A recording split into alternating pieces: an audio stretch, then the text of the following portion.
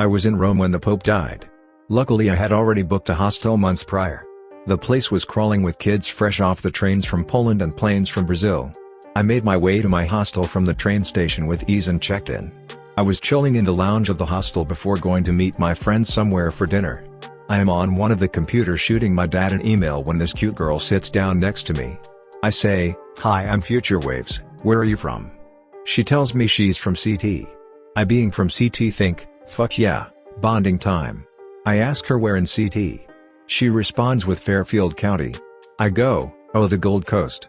She all of a sudden looks pissed, stares me down and proceeds to tell me she isn't rich and I shouldn't assume all people from Fairfield County are rich. I, probably with dumbfounded look on my face, try to apologize as she gets up and promptly leaves with several of her very good-looking friends. I went out to dinner, had a great time, and I'm in bed early because I have to catch a 10 o'clock train to the coast. I'm staying in a 10-person dorm room and have yet to see who my roommates for the night are. Flash forward to 2 a.m. when a loud group of clearly drunk girls come barging into the room.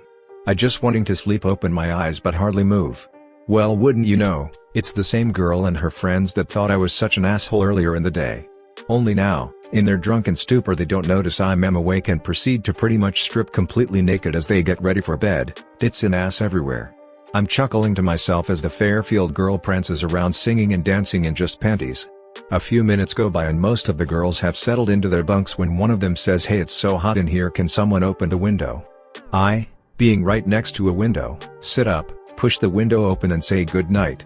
The dead silence in that room after I spoke was one of the funniest moments of my life, all thanks to backpacking. Was leaving, escaping, Amsterdam after a 4-day smoke binge. My train to Berlin was leaving in an hour, so I thought I'd have one final smoke before leaving.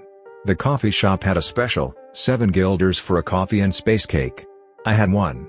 Felt a slight buzz and decided to have another. The waitress asked if I was sure, but I insisted.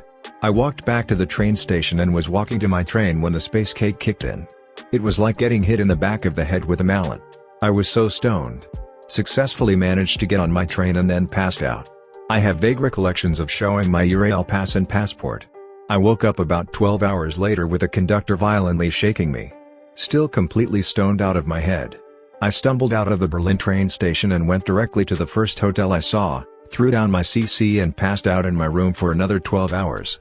I woke up and checked everything. All my stuff was safe and I was fine. I decided to check out Berlin, but noticed all these Swiss flags everywhere. I asked the man at the front desk, "Excuse me sir, but am I in Berlin?" Blank stare. "No, you are in Basel, Switzerland." Never did make it to Berlin, but Switzerland was nice.